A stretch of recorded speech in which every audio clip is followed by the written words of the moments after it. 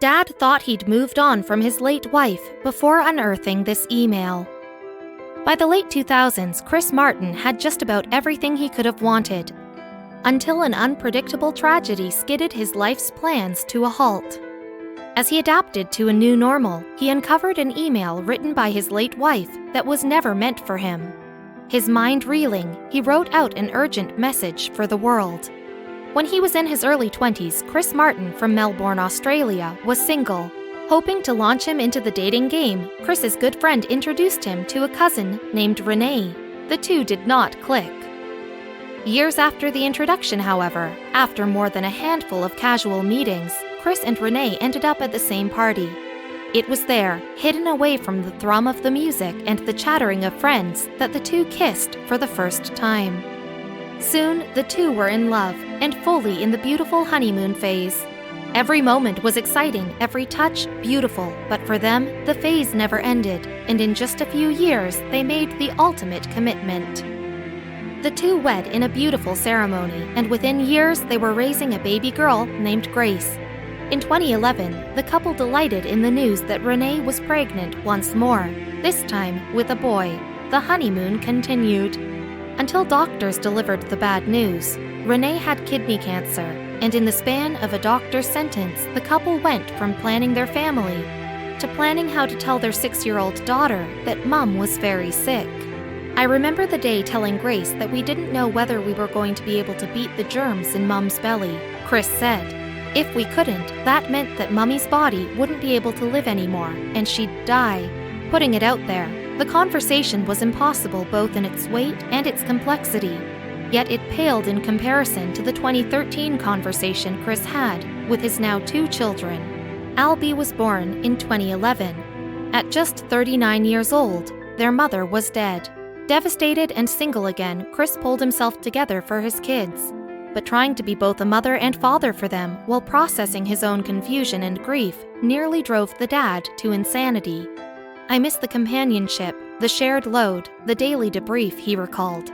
Those little moments in life are the things you tend to not think about, but they're the things you miss the most. He knew he needed a way to heal.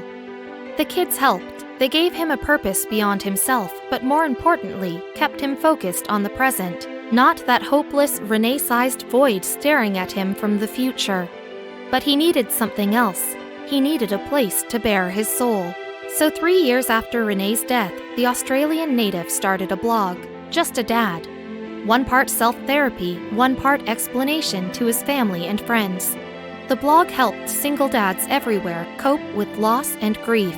Chris wrote and raised his kids, trying to build a functioning home with a crucial piece missing. He never forgot Renee, but as the years passed, the exact sound of her voice faded to a memory. Time and writing ever so weakly stitched the wound of Renee's passing, and slowly, Chris found happiness in raising his kids. He could smile again. That was until 2018, when he faced yet another impossible moment in the grieving process. Chris chronicled that moment in a 2018 blog post titled Mourning Guilt. I was logged into Renee's email trying to find some information, the dad wrote. I was simply skimming the contents when I found something. In this particular email chain, Renee had been conspiring with Chris's family about a surprise 40th birthday party she planned to throw him in 2014. Even dying of cancer, she had still been thinking of celebrating her husband. What exactly Renee wrote about her husband, Chris kept to himself. Those were personal words he would cherish forever. But he shared that she'd so beautifully written about how much he meant to her. It was as if I could hear her voice, Chris wrote, something I haven't heard for so long, in the words printed on the screen before me. As he read, every emotion Chris had held back and suppressed over 5 years returned. I was overcome by the same desperate sadness I remember so vividly after she passed, he wrote. I immediately felt the dreadful hollowness of being alone, of never being able to have exactly what I once did again, he continued. The tears flowed and I felt terrible guilt, he wrote. Guilt that I hadn't thought or felt these things for some time.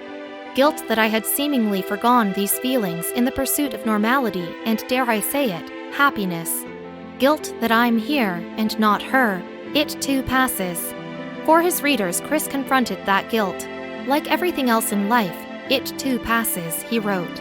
But it serves as a reminder, like a hammer to my kneecap type reminder, that there is more to losing a loved one than the anticipated sadness, loneliness, and longing. There are no answers, he added, no solutions or no ways to manipulate the grief journey.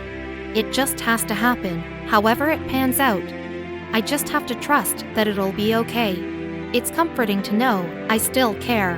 Before Chris posted his blog, he gave one last thank you to the woman he so dearly loved. Even writing all of this down has been cathartic, and I feel lighter already, he wrote. So I guess I should say thanks, Renee, for still helping me out after all of these years. It's cleansing, healing, normal. Chris's dance with grief connected so many other suffering single fathers who were lost without their passed-on partners. But sharing his story, he hoped to show men that it's okay to be vulnerable after a loss. It's cleansing, healing, normal.